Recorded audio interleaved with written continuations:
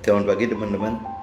Jumpa kembali ke dalam episode berikutnya dari MTT Journey Inspiration of Life. Pagi ini saya pengen coba sharing uh, pandemi COVID ya. Pandemi COVID ini yang kita harus bagaimana gitu hadapi pandemi COVID. Uh, kita tidak terbayang sebelumnya gitu karena zaman sebelumnya, zaman dahulu gitu tidak pernah terjadi wabah COVID, virus COVID seperti ini gitu. Hanya dalam hitungan beberapa bulan itu pandemi COVID-19 itu dapat membuat jagat raya di seluruh dunia ini kacau balau gitu, hancur semua gitu. Hanya dalam hitungan beberapa bulan saja. Paling kalau kita ingat istilah COVID itu 6 bulan yang lalu, paling maksimal begitu gitu. Hanya dalam hitungan bulan bukan tahun ya, itu sudah semua dunia hancur gitu. Baik urusan kehancuran soal sosialnya, baik kehancuran soal ekonominya gitu. Semua dirasakan dari level yang dari dampak pandemi COVID ini, dari yang merasakan itu dari level atas, dari level bawah, tengah itu. Semua rata, semua kena, semua seluruh dunia kena itu. Nah, terus apa gitu? Apa yang kita bisa perbuat dalam kondisi pandemi COVID seperti ini? Ya, apabila kita tidak mencari gitu, tidak mencari apa solusinya, apa jalan keluarnya, apakah kita bisa tahan menghadapi kesesakan semacam ini gitu, yang benar-benar terasa atas dampak pandemi COVID.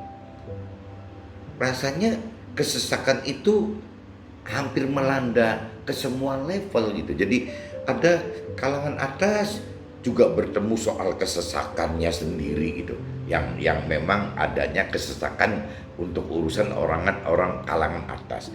Begitupun juga untuk kalangan menengah, kalangan tengah gitu, bertemu dengan kesesakan hidupnya sendiri untuk masalah-masalah yang ada di tengah. Begitupun yang di bawah gitu, kalangan bawah gitu, ya otomatis juga akan bertemu dengan kesesakan yang untuk level di bawah gitu. Jadi kesesakan level atas, tengah, bawah itu dirasakan kena sama semua gitu.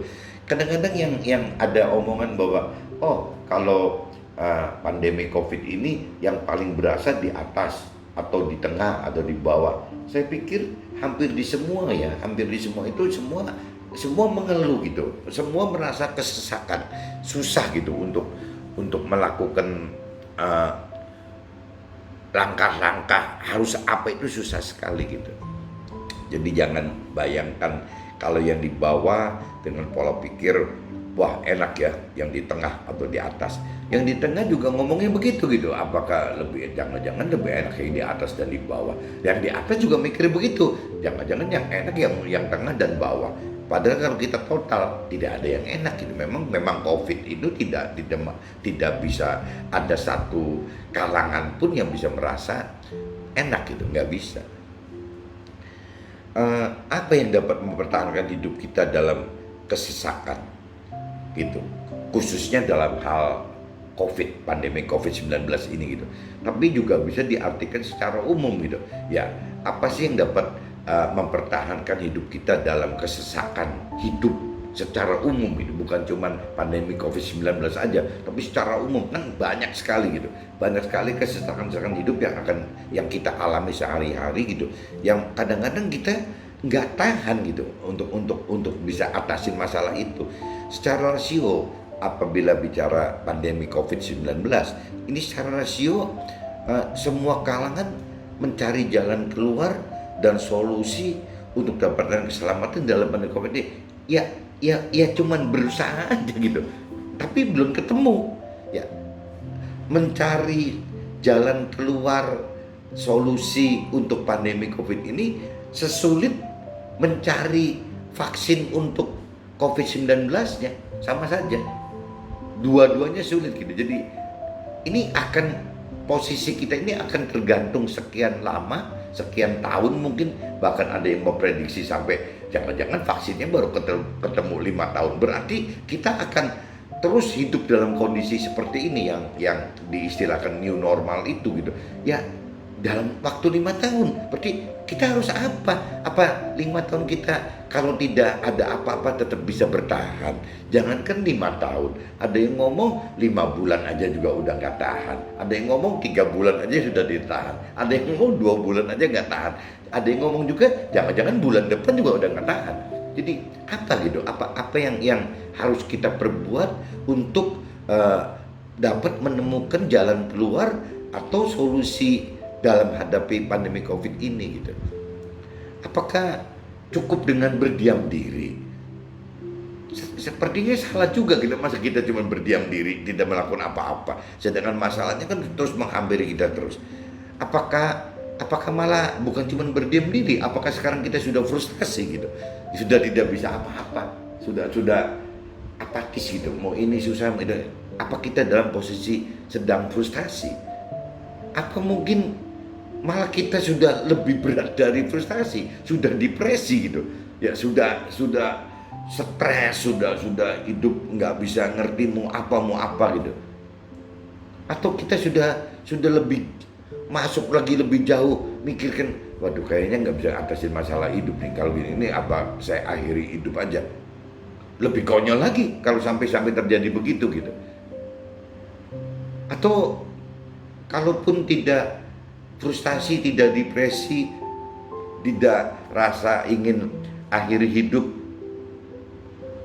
karena sudah keburu gila kali, jadi udah nggak kepikir pandemi COVID itu dampaknya apa, udah nggak kepikir karena udah gila gitu. Nah ini kan jangan sampai terjadi semua ini gitu. Jadi semuanya kalau saya lihat adalah hal yang sia-sia kalau kita cuman dari berdiam diri, dari frustasi, dari depresi, dari mikir pengen ngakhirin hidup, daripada gila gitu. Semua itu adalah hal yang sia-sia, dan menurut saya itu kebodohan jika kita tidak segera mencari dan minta pertolongan Tuhan saat kesesakan ini terjadi gitu. Jadi bagaimana caranya gitu? Dengan kesesakan seperti ini justru kita mencari Tuhan.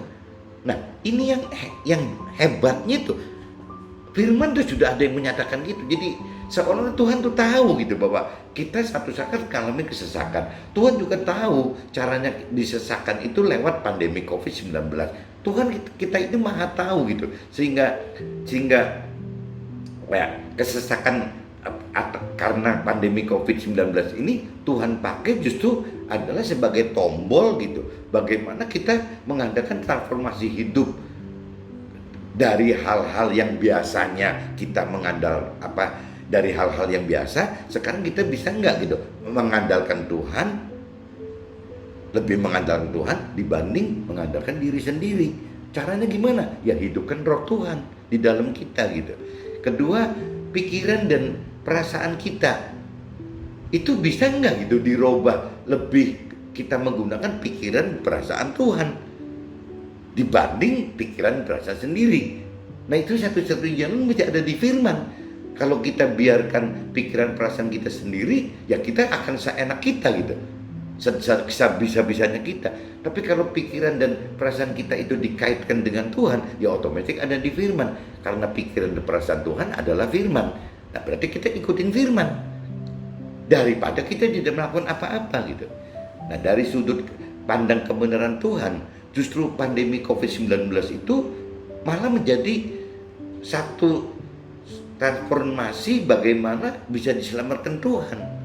Kalau tidak ada pandemi COVID-19, sulit sekali untuk Tuhan ajak manusia gitu pada umumnya untuk masuk ke dalam yang Tuhan perintah dan perhatikan dalam firman-Nya. Sulit sekali. Jadi sekali lagi coba kita ambil hikmahnya, daripada kita berdiam diri, daripada kita frustasi, daripada kita depresi, bahkan kita mikir negatif mau mengakhiri hidup, atau mungkin kita jadi gila gitu. Daripada itu kita kita hanya seperti itu, kenapa kita tidak buru-buru mencari Tuhan? Toh firman-Nya mengatakan seperti itu gitu. Dalam kondisi kesesakan, silakan cari pertolongan Tuhan. Nanti Tuhan akan ulurkan tangan gitu untuk membantu yang kesesakan ini.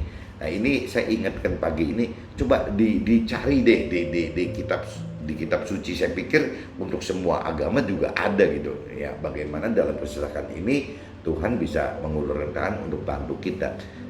Sepertinya di semua kitab suci ada gitu. Jadi silakan dicari, kalau nggak ketemu silakan coba sharingkan dengan teman-teman yang lain. Kalaupun teman-teman masih belum bisa menjawab, coba cari sharingkan dengan mentor rohani Anda gitu, untuk apa iya gitu, ada ayat yang menyatakan bahwa memang Tuhan sudah tahu gitu bahwa kita ini akan ngalamin kesesakan.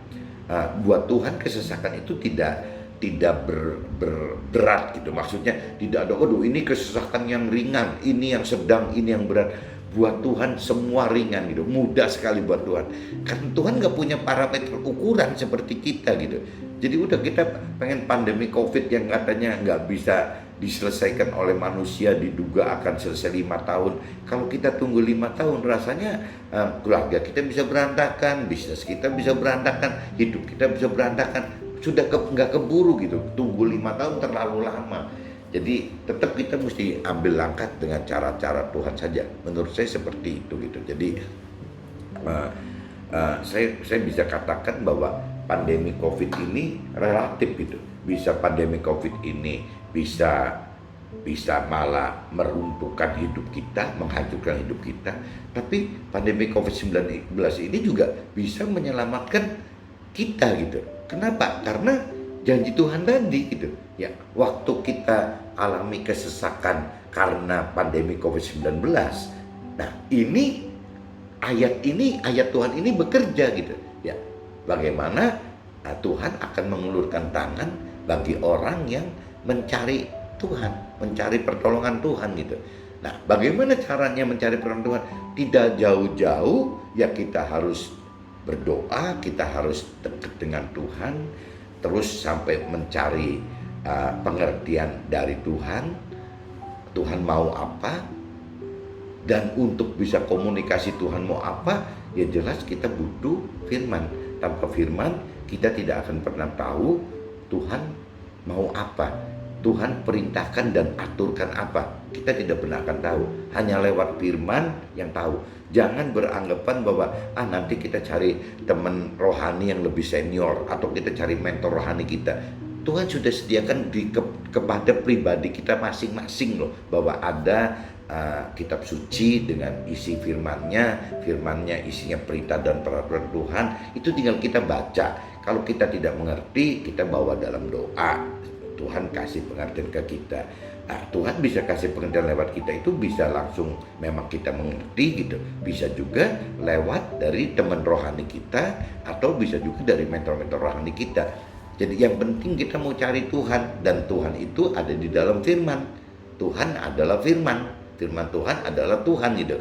Ya coba kita cari.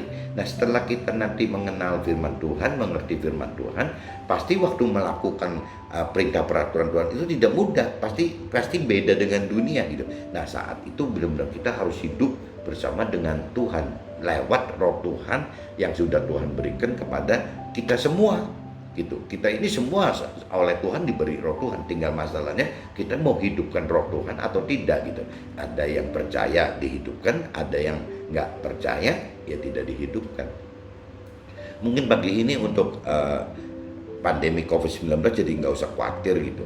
Justru yang mengalami kesesakan seperti ini, baik yang level bawah, tengah ataupun atas, justru ini peluang kita untuk diselamatkan Tuhan gitu.